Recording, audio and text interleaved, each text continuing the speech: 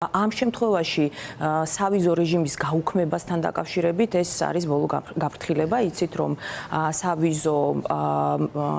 უვიზო რეჟიმი ევროკავშირთან ჩვენ მივიღეთ კონკრეტული მოთხოვნების პირობებით, ხო, შესრულების პირობით, გარკვეული მოთხოვნები ჩვენ შევასრულეთ კიდევაც, ეს იყო ანტიდისკრიმინაციული კანონი, ეს იყო კონკრეტული გადაწყვეტილებები სასაზღვრო უსაფრთხოებასთან და მიგრაციასთან დაკავშირებით, კორუფციასთან ბრძოლის თვალსაზრისით და ასე შემდეგ და ამის შემდეგ უკვე ყოველ წელს შემოდგომაზე ხდებოდა საქართველოში ვითარების შეფასება ზუსტადაც აი ამ მიმართულებით, ხომ, რამდენად კლავაც ასრულებს იმ პირობებს, რაც დაუდგინა საქართველოს ევროკავშირმა, საქართველოს მთავრობა და ყოველწლიურად, როგორც გითხარით, მიდის ამის შეფასება. დღეს ახლა ჩვენ როდესაც ვსაუბრობთ ევროკავშირის წერილზე, ხომ, აქაც მითითება არის ზუსტად იმ უკანასკნელ ბოლო შეფასებაზე, სადაც იყო ძალიან ბევრი პრობლემა ჩამოთვლილი, ხომ, რეალურად არა მხოლოდ საქართველომ არ შეასრულა ის დათქმები, რომელიც მან თავის თავზე აიღო წლების წინ, არამედ გაუარესა ვითარება, ხომ? ამიტომ ჩვენ უკვე ველოდებით შემოდგომაზე კიდევ ერთ ანგარიშს, სადაც უკვე შევა უახლოეს პერიოდში განვითარებული მოვლენები, ის დამატებითი კანონები, რომელიც მიიღო საქართველოს მთავრობამ და უკვე პრაქტიკაში როგორ ახორციელებენ ამ კანონებს, აქ იქნება რა თქმა უნდა საუბარი იმ დაკავებებზეც, რაც არ შევიდა წინა წლის ანგარიშზე, ხო? მინდოდა, იმიტომ რომ ბევრი კითხვა გაჩნდა, რატომ არის ესეთი მშრალი, მაგრამ მშრალი იქნება, იმიტომ რომ სულ 8 კონკრეტული პუნქტია და ძირითადად მიმართულებებზე არის. იქ მინიშნება, სადაც უკმაყოფილების საფუძველი არსებობს. და იმ ანგარიშზე, რომელიც ამას მოყვება ასევე უკვე დეტალური ანგარიში, მათ შორის სახელებითა და გვარებით, მათ შორის კონკრეტული გადაწყვეტილებებით, რომელიც ასახავს კლანურ კორუფციულ ბუნებას ხელისუფლების და მოდის წინააღმდეგობაში ევროპულ ღირებულებებთანაც და იმ მოთხოვნებთანაც, რომელიც ჩვენ უნდა შეგვესრულებინა. ანუ 31-ის შემდეგ კიდევ ერთი მნიშვნელოვანი პროცესია. კი ბატონო, ანუ კიდევ ერთი ანგარიში იქნება, როგორც გითხარით, ყოველწლიურად მას შემდეგ, რაც მივიღეთ ჩვენ უვიზო მიმოსვლა ევროკავშირთან, ყოველწლიურად შემოდგომაზე ხდება საქართველოში ვითარების შეფასება და შესაბამისად ასეთ ანგარიშსაც ველოდებთ. იქ რა თქმა უნდა ნათქვამი იქნება, რომ წინა წლის ანგარიში რაც იყო მითითებული, თუ ის რეკომენდაციები, რაზეც აი ამ წერილში არის საუბარი, შესრულდა თუ არა, ამაზე იქნება საუბარი და ასევე რა თქმა უნდა იქნება საუბარი იმაზე, თუ რა განვითარდა ბოლო წლის განმავლობაში. არა მარტო რეჟიმის წინააღმდეგობის მოძრაობაში ჩართულ აქტიურ ადამიანებს, მთელ საზოგადოებას, მათ შორის ქართული ოცნების ინფრასტრუქტურაში მყოფებთაც აინტერესებთ, რამდენად სერიოზულია ეს მოძრაობები და ეს ნაბიჯები. რომ ევროკავშირი არის ძალიან მნიშვნელოვანი უკვე გეოპოლიტიკური სუბიექტიც, მნიშვნელოვნად ხდება მისი პოლიტიკის გადახალისება, მისი მისიის ხელახლა გააზრება განსაკუთრებით უსაფრთხოების ნაწილსა და კომპონენტში, ერთ-ერთ ყველაზე მსხვილი ეკონომიკური ძალა როა ტექნოლოგიური, ამაზე აღარ ვლაპარაკობ არაფერს, მაგრამ მაინც არის მსხვილი კონსენსუსზე დაფუძნებული, ბევრი სახელმწიფო სუბიექტისგან შექმნილი და ცოტა მოუქნელი გადაწყვეტილებების მიღებაში, მით უმეტეს ისეთ პატარა სახელმწიფოსთან, როგორც საქართველოა, ხო, იმიტომ რომ ინტერესის მობილიზება ჭირდება ახლა რუსეთის საფრთხის თვალსაზრისით. უკრაინასთან მიმართებაში ისინი უფრო გასაგებია, რომ მობილიზებულად მოქმედებენ. საქართველოსთან მიმართებაში რეალურ პოლიტიკაზე ეს როგორ აისახება? ვიზა ლიბერალიზაცია ზუსტად ის არის, რასაც უბრალო ქართველი პოლიტიკის მიღმა მდგომიც გრძნობს, რომ სერიოზულად ევროპის ტერიტორიაზე ახლა ის თუ საქართველოში.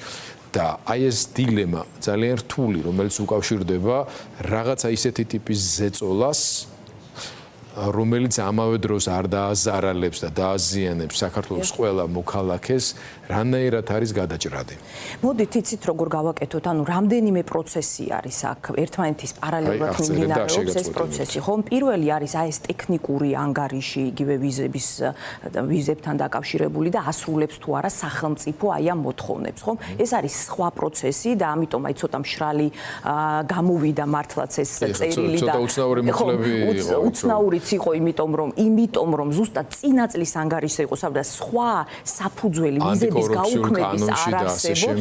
რა თქმა უნდა, კი, მაგრამ კანონი ამ უზურპირებულ ხელისუფლებაში ან რომელიმე სტრუქტურა ანტიკორუფციული ბატონ რაჟდენის ხელში იქ მოხდუ სხვა შეუწერენ, რაღაცა შეიძლება შეიცვალოს. ცოტა ნაივური დამოკიდებულების ნიშნები რა თქმა უნდა და აქაც ახლა საუბარი იმაზეც არის, ხო, იმპლემენტაცია, რა თქმა უნდა, აქ შეგვიძლია და აუცილებელია რომ შევიტანოთ ის საკითხები, რაც უკავშირდება პოლიტპატიმრებს და ამ დაკავებებსაც, ხომ გარდა იმისა, რომ რაღაცა კონკრეტული კანონები მიიღეს, ხომ ამ კანონების საფუძველზე ადამიანებიც დაიჭირეს, ხომ ამიტომ ამაზე არის აქ საუბარი, მაგრამ ეს არის უფრო გარკვეულ რეგულაციებზე დაფუძნებული გადაწყვეტილება და მიუხედავთ იმისა, რომ ევროკავშირს არ უნდა რომ ეს გადაწყვეტილებები შეეხოს საქართველოს მოქალაქეებს და დაისაჯოს რიგითი საქართველოს მოქალაქე, რომელიც იბრძვის ევროპული მომავლისთვის, საბოლოო ჯამში ისეთ მდგომარეობაში ჩააყენა ევროკავშირი ქართულმა ოცნებამ, რომ სხვა გზა არ აქვს გარდა იმისა, რომ ამ მიყვეს ამ რეგულაციებს, ამ წესებს და საბოლოო ჯამში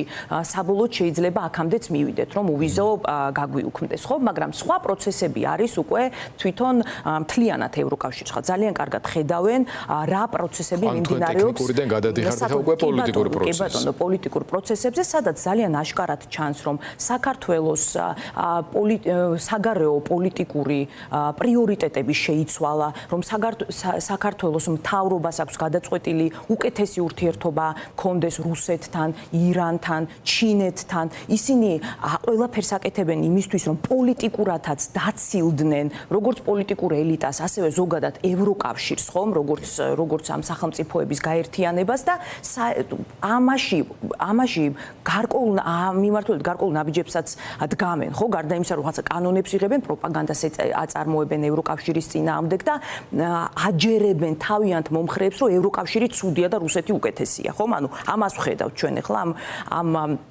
მათქმედებებში აქ ეს ასევე გარდა ამისა ხომ ხდება ადამიანის უფლებების დარღვევა და ეს გახდა სისტემური აქ გამოჩნდა უკვე კორუფციის ისეთი ფაქტები რომელიც არის აბსოლუტურად აღმაშფოთებელი ხომ ძალიან ჩანს რომ პენტენციალურ სისტემაში გამოდის რომ ეს კორუფციის სახე ასევე სახელმწიფო ინსტიტუტების მიტაცებაც ხომ კლეპტოკრატია როდესაც სულ მცირე რაოდენობა ადამიანების მდიდრდება და შემდეგ ყველაფერს აკეთებს რომ შეინარჩუნოს ძალაუფლება ხომ ესეც რაღაცა კორუფციის სახეა რომელიც აბსოლუტურად მიუღებელი არის ევროკავშირის ნებისმიერი სახელმწიფოს და ამ გაერთიანებისთვის ხომ ამიტომ ამასთან დაკავშირებით აქ ახლა სხვა კონკრეტული ნაბიჯებიც გადაიდგმება ხომ იგივე ახლა საუბარი არის წინა გადაწყვეტილებაზე როდესაც დიპლომატიური და სამსახურეობრივი პასპორტის ფლობელებს აეკრძალათ უვიზო მიმოსვლა ხომ ესეც ხომ პოლიტიკური გადაწყვეტილება იყო მათ ხელში იყო რა თქმა უნდა ამათთვის საკმარისი არ აღმოჩნდა დისკომფორტი შეუქმნა მაგრამ კობახიძე გამოვიდა და თქვა რომ ავიღე კაცო ეგვიზა და მე წავედი რა პრობლემაა მოდით ესე თქვა მაგას იხვის კობახიძე მაგრამ დისკომფორტი შეექმნა ნამდვილად თუმცა არასაკმარისი იმოქმედა და არა ცოტა არ არის ის ხალხი რომლებიც თავმოყარებების გამო რაღაცაზე შეცდებიან ანუ მნიშვნელოვანი წნეხი უნდა განხორციელდეს და ამ წნეხის განსახორციელებელ ბერკეტებში კონკრეტული მოცემულობა აქვს ევროკავშირს კი არ ვადანაშაულებ მოცემულობიდან ამოვიდეთ ხო ერთი არის რომ ევროკავშირში მიღებული კონსენსუსური გადაწყვეტილებით დაასანქციროთ კონკრეტული პირები დაუმძიბონ ის უღელი რომელიც ცალკეული სახელმწიფოს მხრიდან უკვე ადევთ და მეორე არის თუ კონსენსუსი ვერ მიიღწევა იგივე ორბანისა და პიცოს გამო ამ შემთხვევაში მიიღონ ის გადაწყვეტილება რომლისთვისაც საკმარისი რაოდენობაზე მეტი ხმებისა უკვე აქვს და არ იყოს შემთხვევითი ის 17 სახელმწიფოს საგარეო საქმეთა სამინისტროს ერთობლივი განცხადება პირველ რიგში ამის ნიშანი იყო ჩვენ უკვე მზად ვართ ამისთვის ანუ რა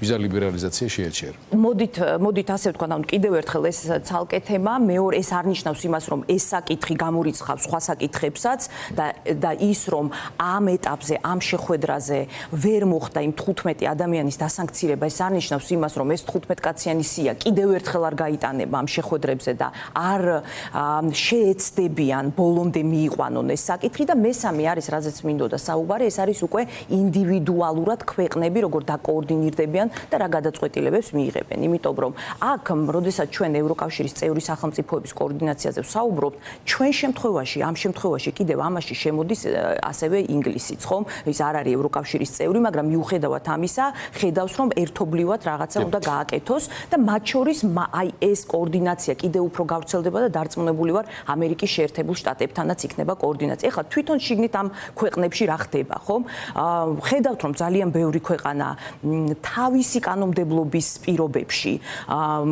შევიდა კონკრეტული სანქციების დაწესებაში, ხო, ანუ ვიზების აკრძალვის გადაწყვეტილებები მიიღეს, მათ შორის ჩეხეთმა მაგალითად ასევე ფინანსური სანქციები დააწესა. ასევე ვხედავთ, რომ ინგლისის მხრიდან კონკრეტული ნაბიჯები გადაიდგა და კონკრეტული პირების მიმართ ასევე ფინანსური სანქციები დადგინდა და ეს ყველაფერი ინგლისის მხრიდან კიდევ უფრო გაგრძელდება.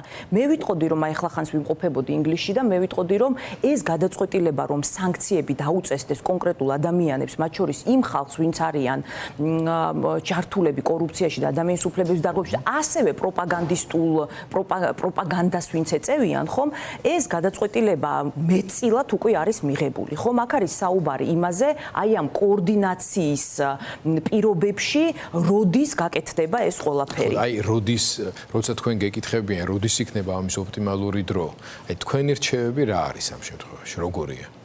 იცით რა არის, ჩვენ უბრალოდ რა თქმა უნდა ისინი არ საუბრობენ ხოლმე რა ტიპის კომუნიკაცია აქვთ საქართველოს მთავრობასთან. ეხლა რაც არ უნდა ილაპარაკოს საქართველოს მთავრობამ, არანაირი კომუნიკაცია არ აქვს და როგორ არა აქვს. ძალიან კარგად იციან, ინგლისი იქნება ეს, გერმანია იქნება თუ საფრანგეთი იქნება თუ მთლიანობაში ევროკავშირი, რას თხოვენ ისინი მათ, ხო? და ბოლოს ბრიტანეთის ელჩი ქართულ ენაზე წერს უკვე საჯარო მიმართულებით. ქართულ ენაზე ელაპარაკება, მაგრამ ესეც ეგ უფრო მაშინებს მე, იმიტომ რომ როგორ ჩანს კომუნიკაციის ტრადიციული დიპლომატიური არხები არ მუშაობს.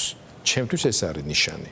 ანუ და ამის შემდეგ უკვე ბრიტანეთის დიპლომატია დგავს ასეთი ტიპის საჯარო ნაბიჯებს, რომ ხალხმა გაიგეს, რომ ხალხო ყველაფერი ვცადეთ, აგერ ბატონო ქართულ ენაზეც კი ავმეტყველდით, რომ ხალხმა იცოდეს რა მოთხოვნები გვაქვს, რაში გვინდა რომ გვერდში დაგიდგეთ, რომ ჩვენი აგერ გერმანიის ელჩის კომენტარიც ჰქონდა ცოტა ხნის წინ, რომ ჩვენ რაც ქართული ახალი რესპუბლიკა დაფუძნდა, ნუ ერთ-ერთი ყველაზე მთავარი გვერდში მდგომი რომელი გერმანია იყო, ხო, ბევრი მათ შორის სუბიექტური მიზეზების გამო და კიდე გვინდა რომ დაგეხმაროთ, მაგრამ თქვენ ხომ უნდა გინდოდეთ რომ ჩვენთან ერთად იყოთ, ეს რამენაერად გავიაზროთ და ეს გზავნილები ჩემი აზრით საკმარისზე მეტია, მაგრამ საქმე გვაქვს ივანიშვილთან და მის ჯგუფთან, რომლებიც როგორ ჩანს ამ აი ემოციური ინტელექტის ნაწილში ძალიან ჭაკათ არიან, მაგრამ ძალიან წყობრად არიან რუსული მეთოდებით ძალით დაპირისპირების მეთოდში. ანუ თუ ძალა არ დაინახეს, თუ კონკრეტული ზიანი არ მიიღეს,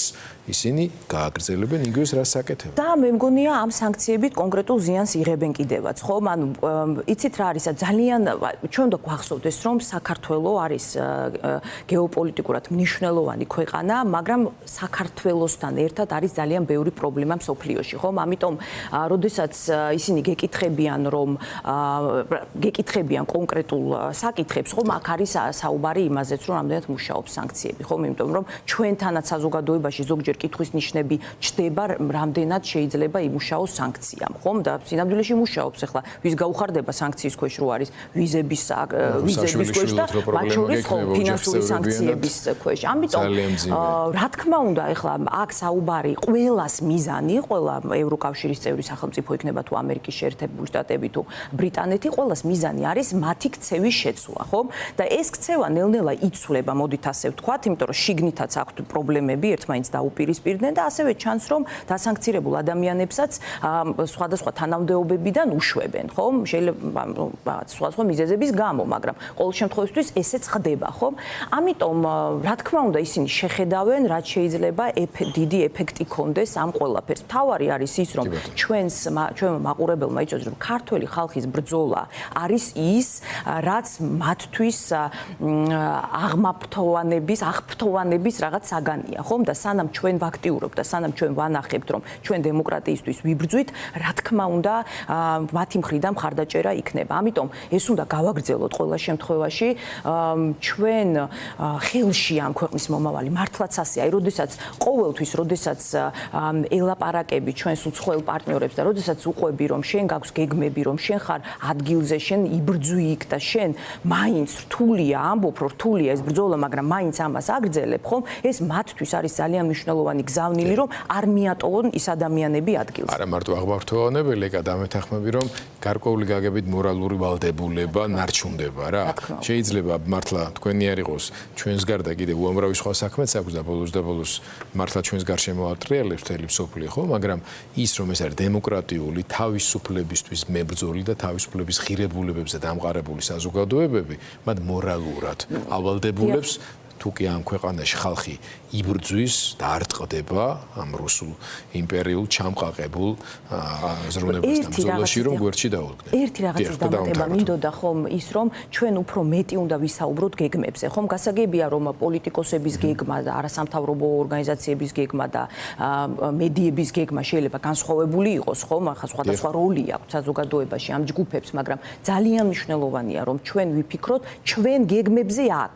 ისინი იქ რა თქმა უნდა ვიყურებენ ჩვენ, რა თქმა უნდა რაღაცა გეგმებიც აქვს, რაღაც გადაწყვეტილებებსაც იღებენ, ანალიზსაც აკეთებენ და ყველაფერი, მაგრამ მათთვის ძალიან მნიშვნელოვანია ჩვენ რა გეგმებზე ვსაუბრობთ. ამიტომ კიდევ ერთხელ გაერთიანებული გეგმები და კოორდინირებული და მათ შორის ყველა მნიშვნელოვანი ჯგუფის გეგმა ის თუ როგორ მიდიხარ წინ, ხომ?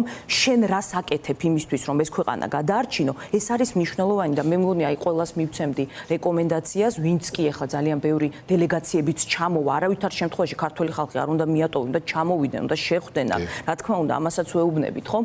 ამიტომ ყველამ აი ამაზე უნდა გავაკეთოთ აქცენტი. მადლობა.